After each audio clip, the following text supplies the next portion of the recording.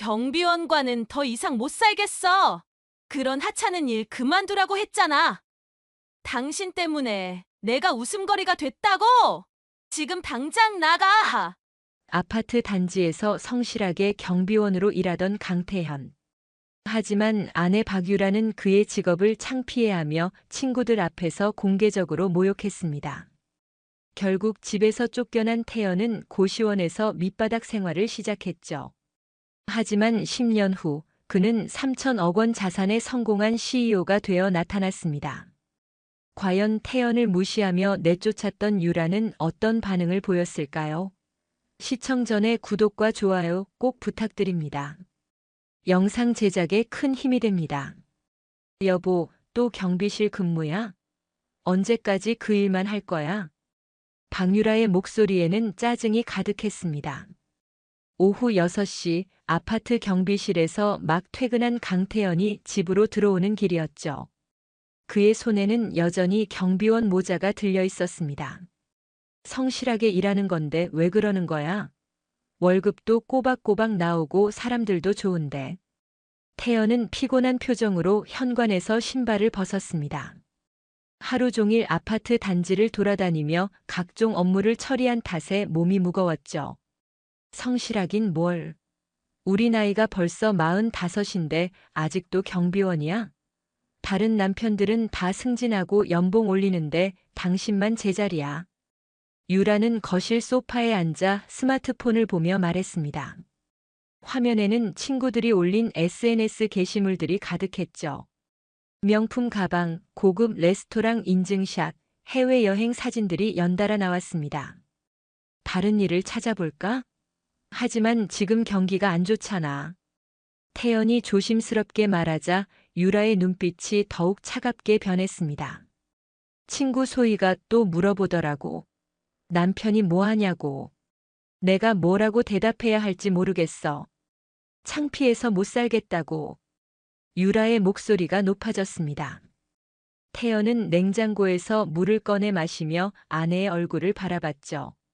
결혼 초기만 해도 이러지 않았는데 언제부터인가 유라는 변해 있었습니다. 소의 남편은 과장 승진했대. 그리고 미영이 남편은 팀장이 됐고. 나만 바보 같아. 경비원 부인이라니. 유라가 한숨을 쉬며 말했습니다. 태연의 가슴이 답답해졌죠. 자신이 열심히 일해서 벌어온 돈으로 생활하고 있으면서도 아내는 늘 불만뿐이었습니다. 내가 언제 당신한테 부끄러운 일을 했어?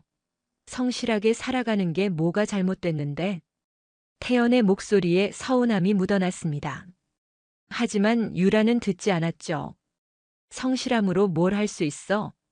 돈이 있어야 대접받는 세상이야. 당신은 그걸 모르니까 계속 그 자리에 있는 거고. 유라는 일어나서 부엌으로 향했습니다. 태연은 소파에 주저앉았죠. 결혼 5년 차 언제부터 이렇게 된 걸까요? 다음 날 오전 태연은 평소와 같이 아파트 단지 경비실로 출근했습니다. 단정한 유니폼을 입고 출입 관리와 택배 정리를 시작했죠. 태연 씨, 오늘도 수고 많으시네요. 아파트 주민 중 한 분이 인사를 건넸습니다. 태연은 밝게 웃으며 인사를 받았죠. 별 말씀을요. 편안한 하루 되세요. 이런 순간들이 태연에게는 보람이었습니다. 비록 화려한 직업은 아니지만 사람들에게 도움이 되는 일이었죠. 한편 같은 시간 유라는 카페에서 친구들과 만나고 있었습니다. 소희와 미영, 그리고 혜진까지 4명이 모였죠. 유라야, 남편이 요즘 어때? 승진 소식 없어? 소희가 물었습니다. 유라의 표정이 순간 어두워졌죠. 아직이야. 회사가 좀 보수적이라서. 유라는 거짓말을 했습니다. 태연이 경비원이라는 사실을 차마 말할 수 없었죠. 우리 남편은 이번에 부장 승진 확정이래. 연봉도 많이 오르고. 미영이 자랑했습니다. 유라의 마음이 더욱 씁쓸해졌죠. 부러워. 우리는 언제쯤 그런 소식 들을 수 있을까? 유라가 억지로 웃으며 말했습니다.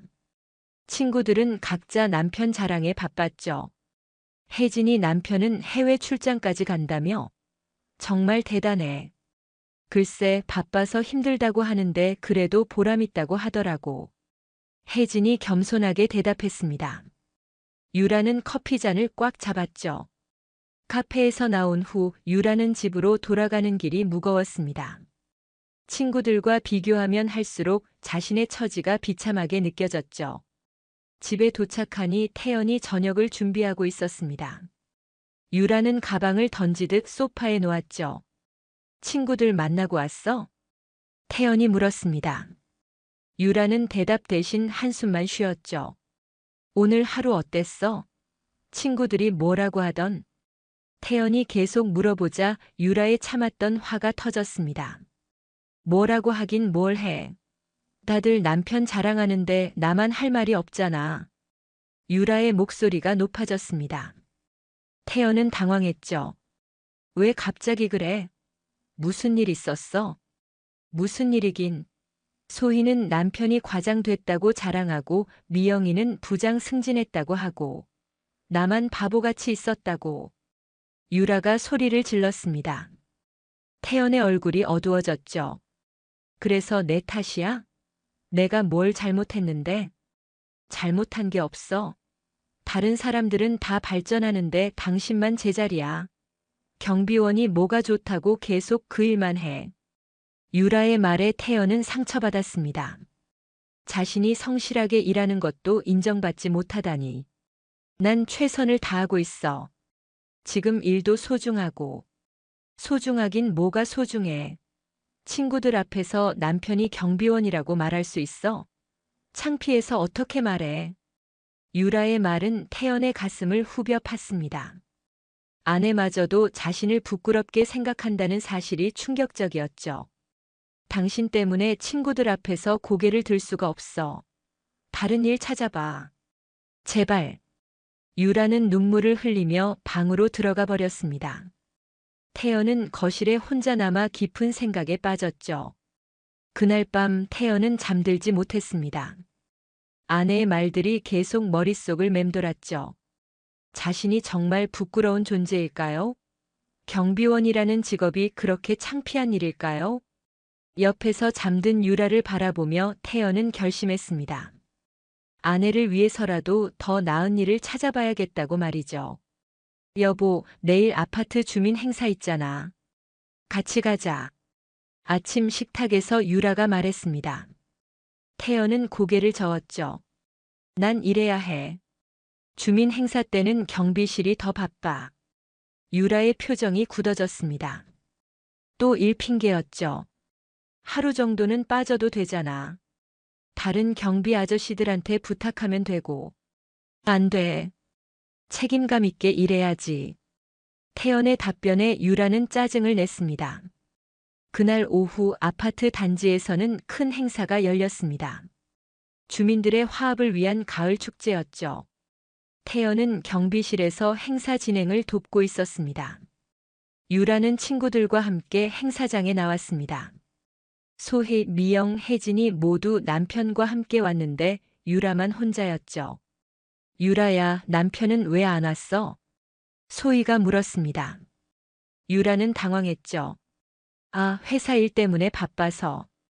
또 거짓말이었습니다. 유라는 시선을 피했죠. 행사가 한창 진행되고 있을 때였습니다. 미영이 갑자기 손을 들어 누군가를 가리켰죠. 저기 경비 아저씨 얼굴이 익숙한데?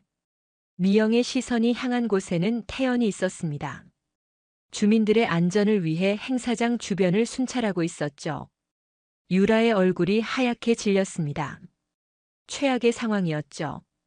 어머 정말. 어디서 봤는지 기억이 안 나네.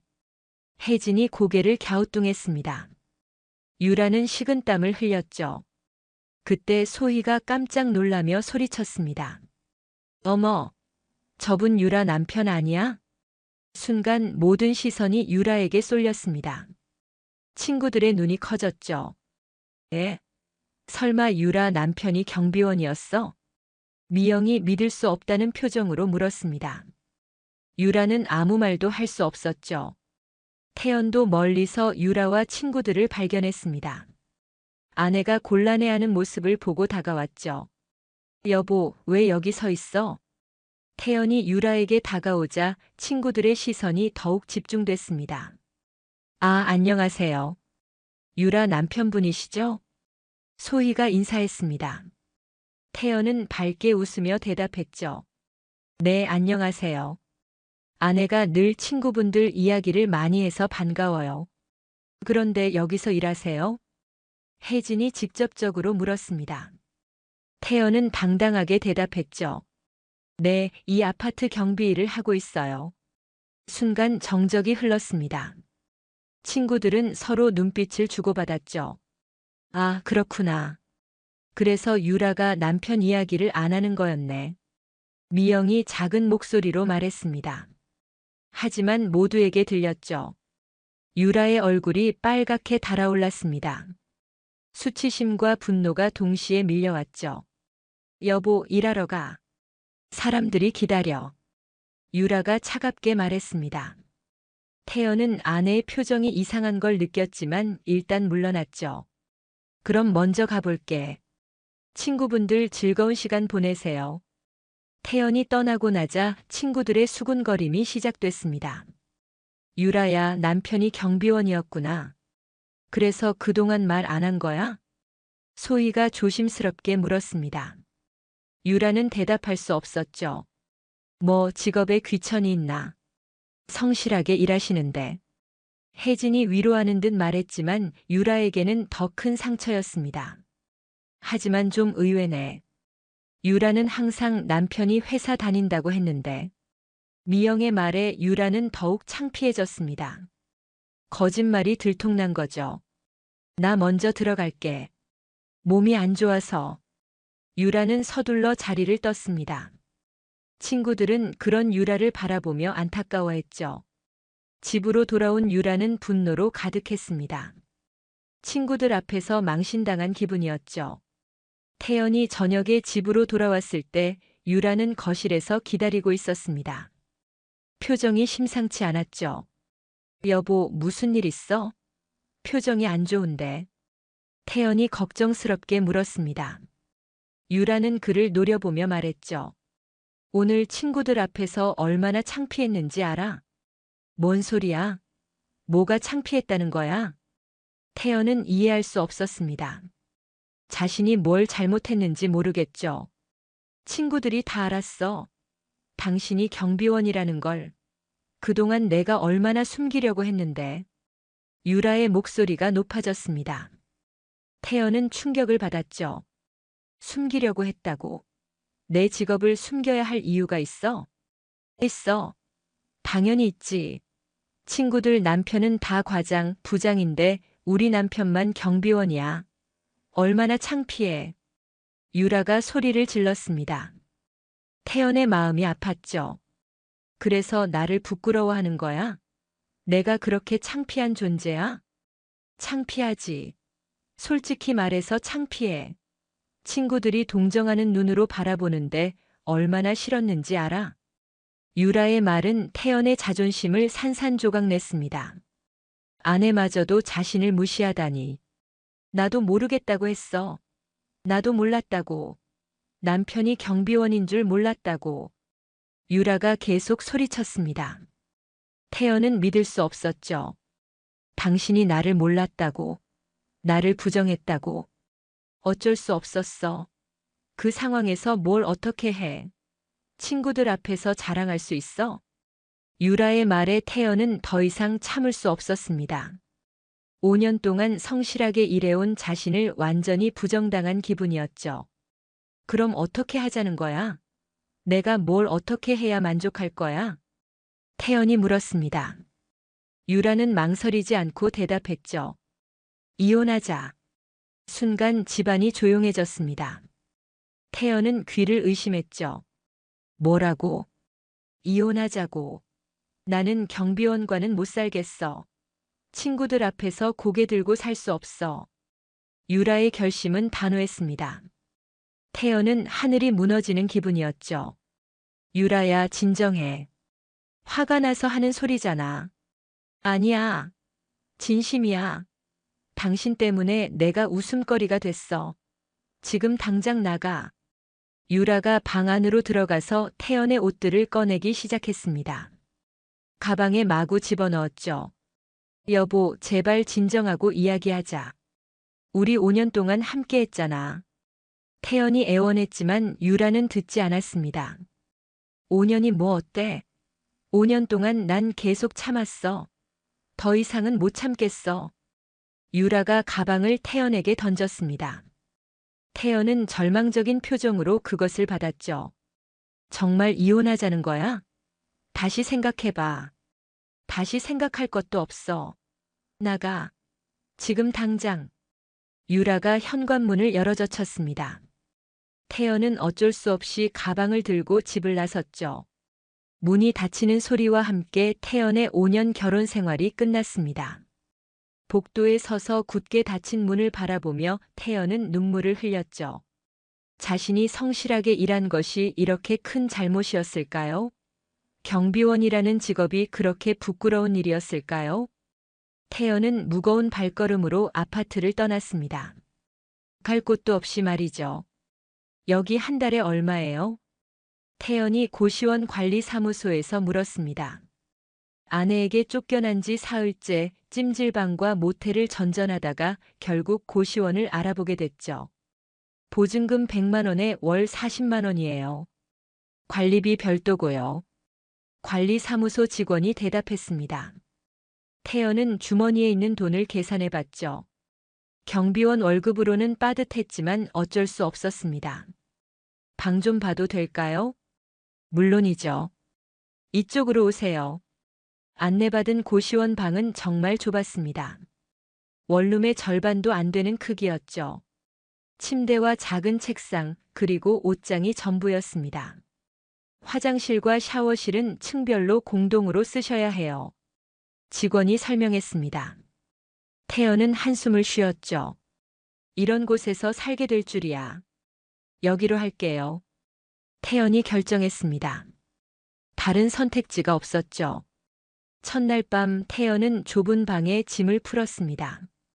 가방 하나에 들어간 게 전 재산이었죠. 옆방에서는 큰 소리로 통화하는 사람, 반대편에서는 게임하는 소리가 들렸습니다. 이게 내 현실이구나. 태연은 침대에 누워 천장을 바라봤습니다. 며칠 전까지만 해도 아내와 함께 살던 집이 그리웠죠. 다음 날부터 태연은 새로운 일을 찾아 나섰습니다. 하지만 생각보다 쉽지 않았죠. 경력이 경비원 5년뿐이네요. 다른 경험은 없으시고요. 면접관이 이력서를 보며 말했습니다. 태연은 고개를 끄덕였죠. 성실하게 일하겠습니다. 무슨 일이든 열심히 배우겠어요. 하지만 결과는 항상 같았습니다. 연락드리겠습니다. 그리고는 소식이 없었죠.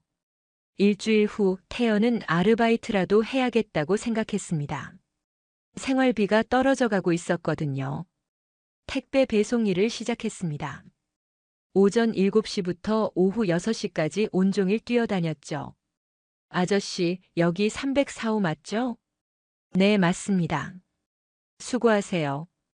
택배를 전달하며 태연은 생각했습니다. 경비원일 때보다 몸은 더 힘들었지만 사람들의 시선이 달랐죠. 그저 택배기사일 뿐이었습니다. 저녁에는 편의점 야간 아르바이트를 시작했습니다. 오후 7시부터 새벽 2시까지였죠. 어서 오세요. 손님이 들어오면 인사하고 물건을 정리하고 청소를 했습니다. 새벽 시간대는 특히 조용했죠. 그 시간에 태연은 생각했습니다. 이렇게 평생 살 수는 없었어요. 뭔가 다른 일을 해야 했죠. 새벽 1시 편의점에는 손님이 거의 없었습니다. 태연은 인터넷으로 여러 정보를 찾아봤죠. 창업 아이템, 자격증, 새로운 기술들을 검색했습니다. 요즘 IT 쪽이 뜬다는데. 태연은 프로그래밍에 대해 알아보기 시작했습니다. 온라인 강의를 들으며 기초부터 배웠죠. 처음엔 정말 어려웠습니다. 한글도 아닌 영어와 숫자, 기호들의 조합이었거든요. 첫 번째 프로그램을 만들었을 때의 기쁨을 태연은 잊을 수 없었습니다. 작은 성취였지만 희망이 보였죠. 3개월 후 태연은 간단한 웹사이트를 만들 수 있게 됐습니다. 편의점에서 일하면서도 새벽 시간을 활용해 공부했죠. 배송 일을 하면서도 아이디어가 떠올랐습니다. 택배 배송이 너무 불편했어요. 기사와 고객 사이의 소통이 부족했죠. 배송 앱을 만들어 보면 어떨까? 태연은 메모장에 아이디어를 적기 시작했습니다. 실시간 위치 추적, 배송 시간 예약, 고객과 기사 간 직접 소통 등등. 1년이 지났습니다. 태연은 야간 편의점 아르바이트를 그만두고 오롯이 개발에 집중했죠. 낮에는 택배일, 밤에는 프로그래밍이었습니다. 드디어 첫 번째 앱이 완성됐습니다. 퀵딜리버리라고 이름 붙였죠. 이제 투자를 받아야 해. 태연은 여러 벤처 캐피털에 사업 계획서를 보냈습니다. 하지만 대부분 거절당했죠. 경험이 부족해 보이는군요. 다른 개발자들과의 협업 경험은 있으신가요? 아니면 시장 분석이 너무 단순한 것 같은데요. 연이은 거절에도 태연은 포기하지 않았습니다. 앱을 계속 보완하고 개선했죠. 2년째 작은 투자 회사에서 연락이 왔습니다. 앱을 한번 봤는데 괜찮은 것 같아요. 만나서 이야기해보죠. 태연은 떨리는 마음으로 투자 회사로 향했습니다. 정장도 없어서 깔끔한 셔츠에 면바지를 입었죠. 아이디어는 좋네요. 하지만 투자 금액이 좀 부족할 것 같은데요. 그래도 5천만 원은 투자할 수 있을 것 같아요. 태연에게는 큰 금액이었습니다. 눈물이 날 뻔했죠. 감사합니다. 열심히 하겠습니다. 드디어 태연의 꿈이 현실이 되기 시작했습니다. 고시원 방에서 시작된 작은 희망이 싹을 틔우는 순간이었죠. 그날 밤 태연은 오랜만에 편안하게 잠들 수 있었습니다.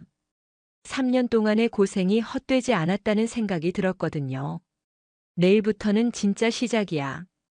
태연의 입가에 미소가 번졌습니다. 바닥에서 기어 올라온 만큼 더 높이 올라가고 싶었죠. 강태연 대표님 앱 다운로드 수가 1만 건을 넘었습니다. 개발팀 직원 김철수가 흥분해서 보고했습니다. 퀵딜리버리를 출시한 지 3개월 만의 일이었죠. 정말이야? 확인해봐. 태연은 믿기지 않았습니다. 작은 사무실에서 직원 3명과 시작한 회사가 벌써 이런 성과를 냈다니. 리뷰도 대부분 긍정적이에요. 배송 추적이 정확하다고 하고 기사님들도 편하다고 해요. 마케팅 담당 이영희가 덧붙였습니다. 태연은 가슴이 벅차올랐죠. 모두 수고 많았어. 치킨 시켜서 같이 먹자. 작은 축하였지만 의미가 컸습니다. 3년 전 아내에게 쫓겨나 고시원에서 시작한 일이 결실을 맺고 있었거든요. 한 달 후 더 놀라운 일이 벌어졌습니다. 다운로드 수가 10만 건을 돌파한 거죠. 대표님, 큰 물류회사에서 제휴 제안이 왔어요. 철수가 흥분해서 말했습니다. 태연도 놀랐죠. 어떤 회사에서? 대한그룹이에요. 우리 앱을 그들 시스템에 도입하고 싶다고 해요. 대한그룹은 국내 3위 물류회사였습니다. 태연에게는 꿈 같은 제안이었죠. 조건은 어떻게 돼? 초기 계약금 5억에 매출의 10%를 로열티로 받는 조건이에요.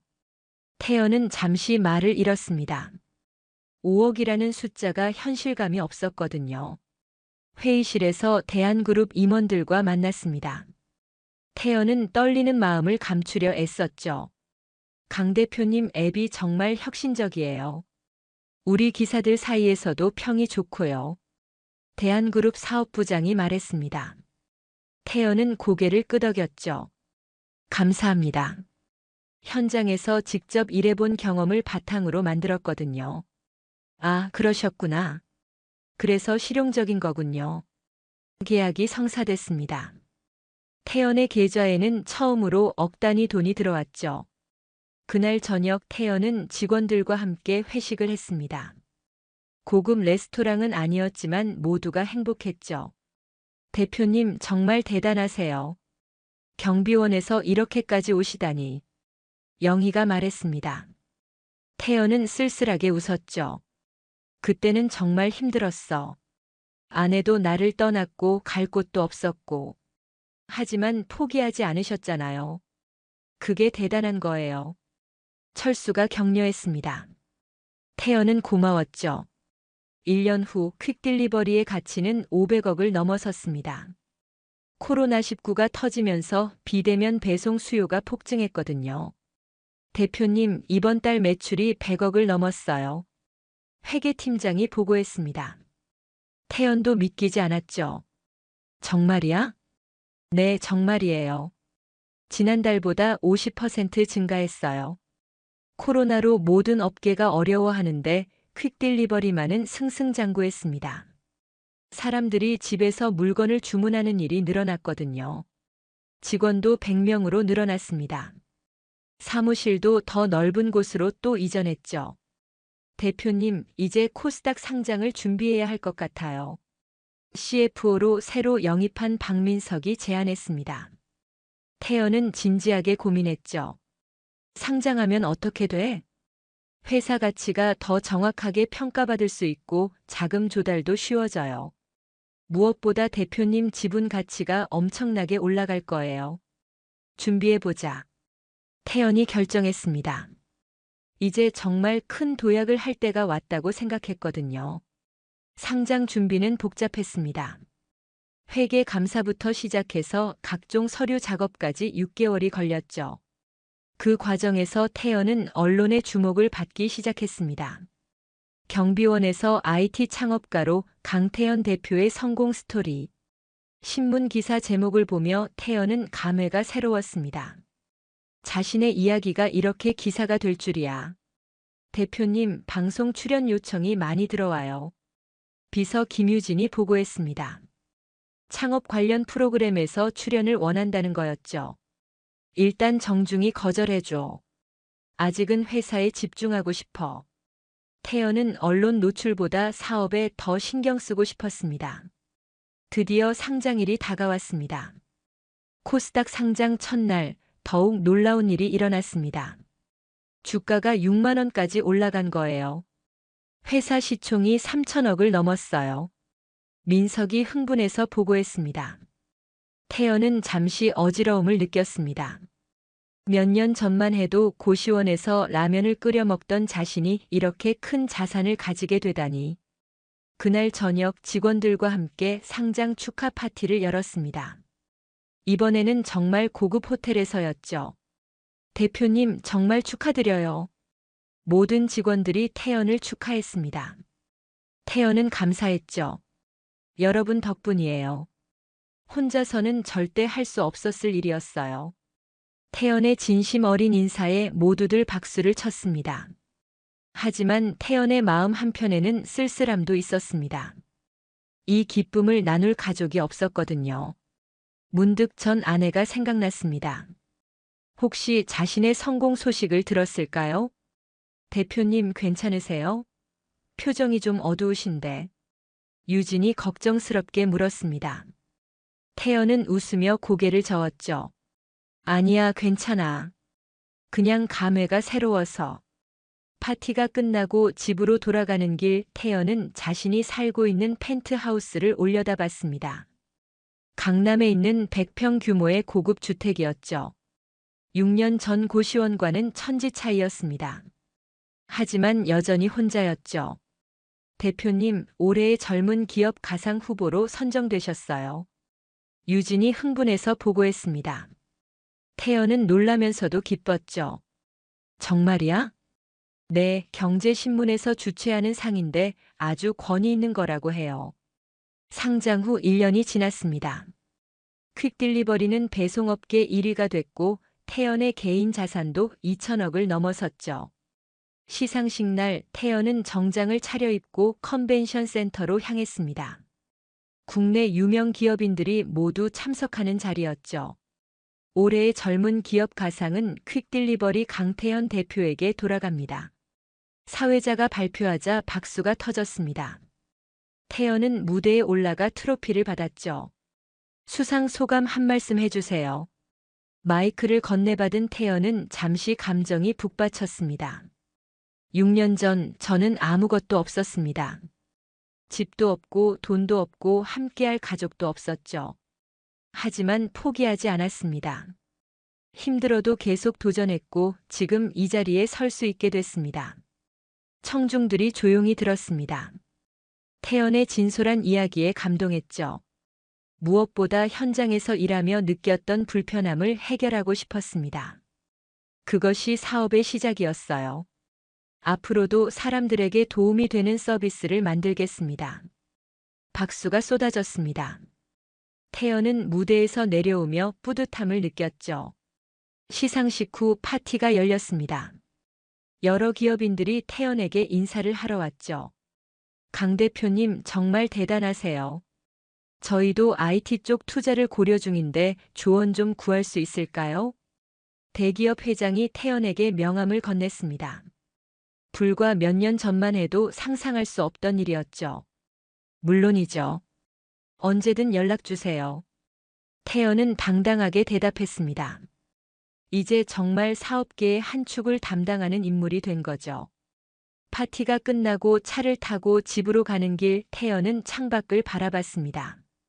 서울의 야경이 아름다웠죠. 운전기사가 말했습니다. 대표님, 오늘 뉴스에 나오셨던데요. 정말 대단하세요. 고맙습니다. 운전 조심해서 해주세요. 태연은 겸손하게 대답했습니다. 성공했지만 교만하지 않으려 노력했거든요. 집에 도착해서 TV를 켰습니다. 경제 뉴스에서 자신의 소식이 나오고 있었죠. 올해의 젊은 기업 가상을 수상한 강태연 퀵딜리버리 대표는 경비원 출신으로 더욱 화제가 되고 있습니다. 리포터가 설명하고 있었습니다. 태연은 신기한 기분이었죠. 강 대표는 수상 소감에서 현장 경험의 중요성을 강조했습니다. 실제로 배송 현장에서 일했던 경험이 사업 아이디어의 바탕이 되었다고 밝혔는데요. 뉴스를 보며 태연은 과거를 떠올렸습니다. 택배 배송을 하며 느꼈던 불편함들, 그것이 지금의 성공으로 이어졌죠. 다음 날 태연은 자선재단을 설립하기로 결심했습니다. 유진, 장학재단 설립 준비를 시작하자. 네. 장학재단요? 태연이 갑자기 한 말에 유진이 놀랐습니다. 어려운 환경에서도 꿈을 포기하지 않는 청년들을 돕고 싶어. 나처럼 밑바닥에서 시작하는 사람들에게 기회를 주고 싶거든. 좋은 생각이에요. 어떻게 진행할까요? 일단 100억 원을 출연하자. 그리고 매년 장학금을 지급하는 거야. 태연의 결정은 언론의 큰 관심을 받았습니다. 강태연 대표 100억 원 규모 장학재단 설립. 신문 헤드라인을 장식했죠. 태연은 단순히 돈을 벌기만 하는 기업인이 아니라 사회에 환원하는 인물로 평가받기 시작했습니다. 연말 송년회에서 태연은 직원들에게 특별 보너스를 지급했습니다. 올해 모두 수고 많았어요. 우리 회사가 여기까지 올 수 있었던 건 여러분 덕분이에요. 직원들은 감동했습니다. 성공해도 초심을 잃지 않는 CEO였거든요. 송년회가 끝나고 집으로 돌아가는 길 태연은 지난 10년을 돌아봤습니다. 고시원에서 시작해서 지금의 자리까지 정말 험난한 여정이었죠. 이제 완전히 성공했다고 할 수 있을까? 태연은 스스로에게 물어봤습니다. 돈도 명예도 얻었지만 여전히 무언가 빈 공간이 있는 것 같았죠. 그때 문득 유라가 생각났습니다.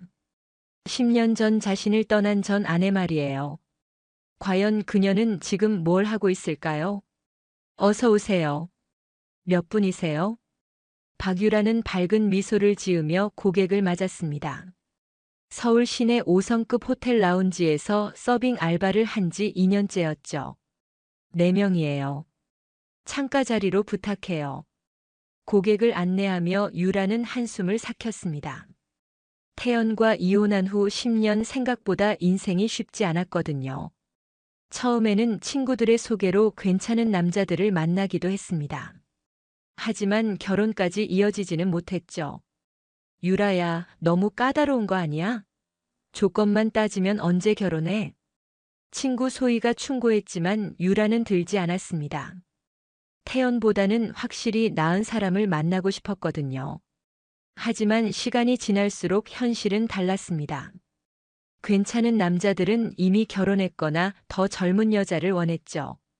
결국 혼자 살게 됐고 생활비를 벌기 위해 이런저런 일을 해야 했습니다. 유라 씨, 오늘 행사 준비 맡아주세요. 호텔 매니저가 말했습니다. 오늘은 특별한 행사가 있다고 했죠. 무슨 행사인가요? 젊은 기업가들의 모임이에요. 성공한 CEO들이 많이 올 거예요. 유라는 고개를 끄덕였습니다. 이런 행사 때마다 부러움과 열등감을 느꼈거든요.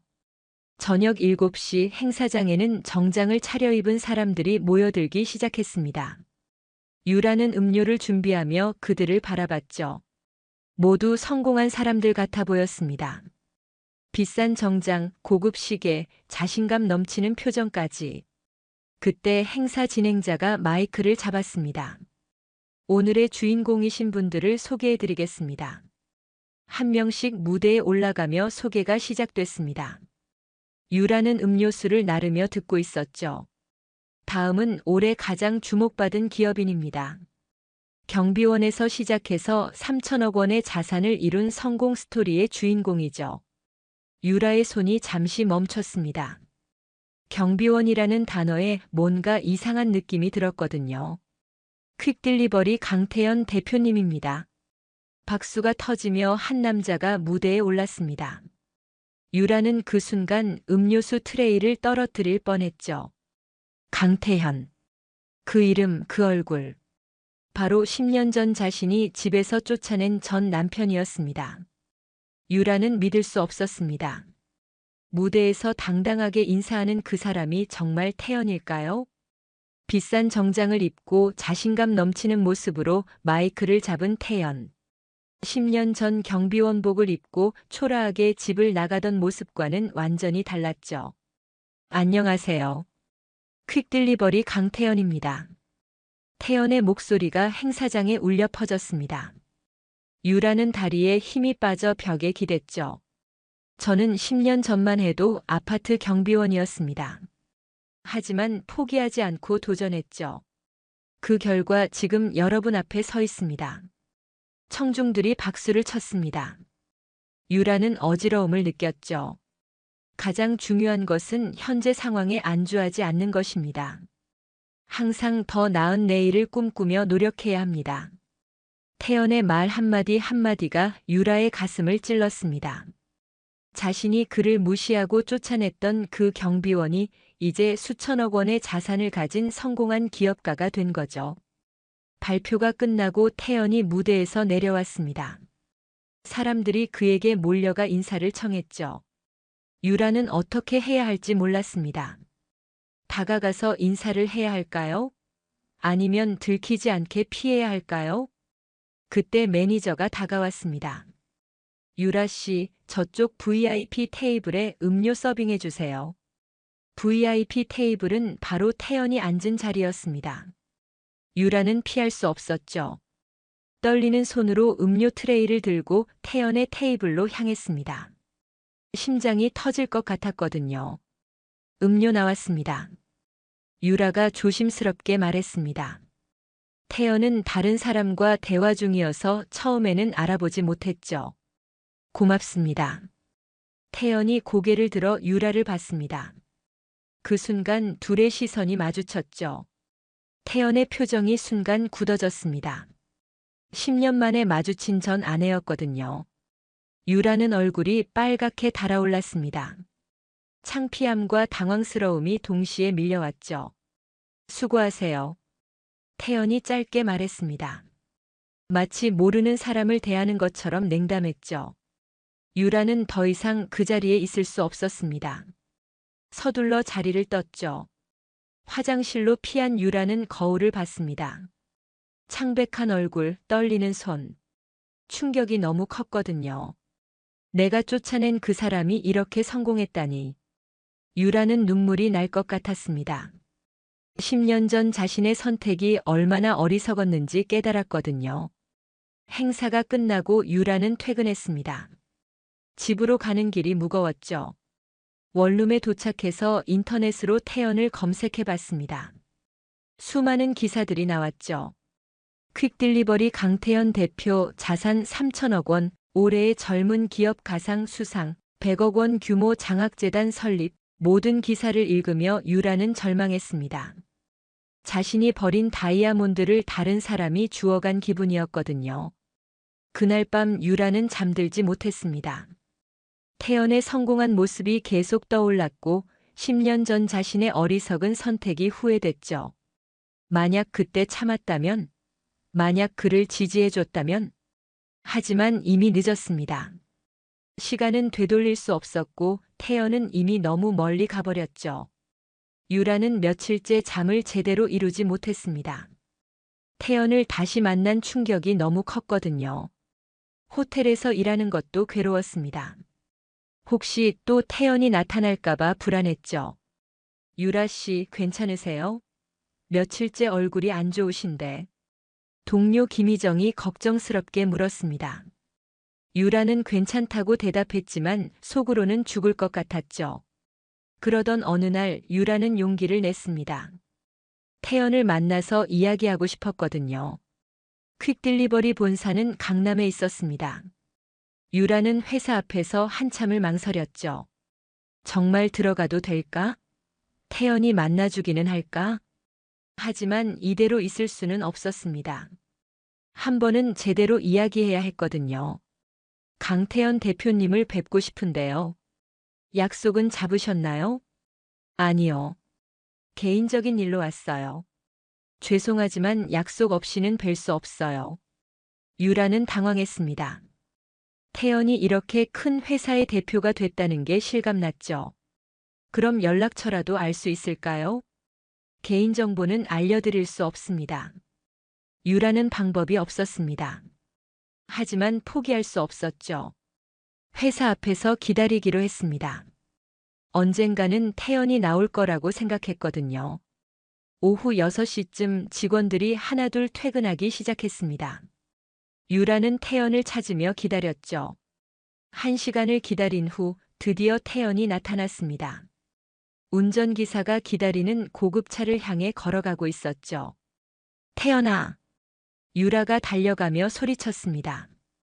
태연은 돌아봤죠. 태연의 표정은 차가웠습니다.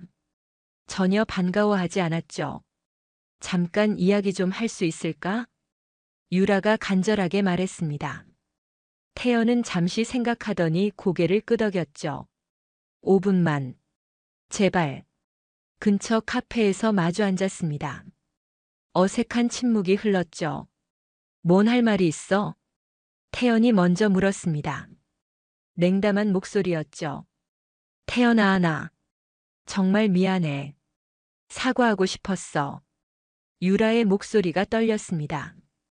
태연은 표정 변화 없이 듣고 있었죠. 그때 내가 너무 어리석었어. 당신을 이해하지 못했고 무시했고. 이제 와서 그런 말을 하는 이유가 뭐야? 태연이 차갑게 물었습니다. 유라는 눈물이 났죠. 후회돼서. 정말 후회돼서 그래. 내가 얼마나 바보였는지 이제야 알겠어. 후회? 10년이 지나서? 태연의 목소리에 비웃음이 섞였습니다. 그때는 몰랐어. 당신이 이렇게 대단한 사람이 될 줄은. 아, 그렇구나. 태연이 고개를 끄덕였습니다. 내가 성공했으니까 이제 와서 후회하는 거구나. 만약 내가 여전히 경비원이었다면 찾아오지도 않았겠지? 그게 아니야. 정말 그게 아니라고. 유라가 급하게 부인했지만 태연은 믿지 않았습니다. 유라야, 나는 10년 전이나 지금이나 똑같은 사람이야. 달라진 건 돈뿐이지. 유라는 대답할 수 없었습니다. 태연의 말이 맞았거든요. 그때 당신이 나를 사랑했다면 내 직업이 뭐든 상관없었을 거야. 하지만 당신은 경비원인 나를 창피해했지. 태연아. 미안하지만 나는 이미 다른 삶을 살고 있어. 과거는 과거일 뿐이야. 태연이 일어났습니다. 대화는 끝났죠. 잘 지내. 태연이 카페를 나가며 마지막 인사를 했습니다.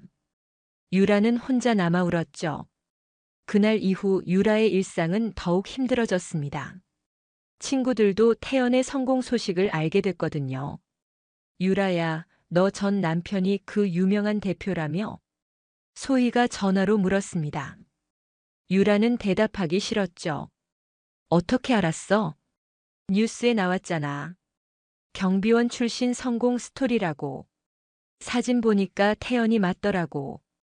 유라는 한숨을 쉬었습니다. 그때 왜 이혼했어? 조금만 더 참았으면 대박이었을 텐데. 소희의 말에 유라는 더욱 절망했습니다. 나도 몰랐어. 그런 사람인 줄은.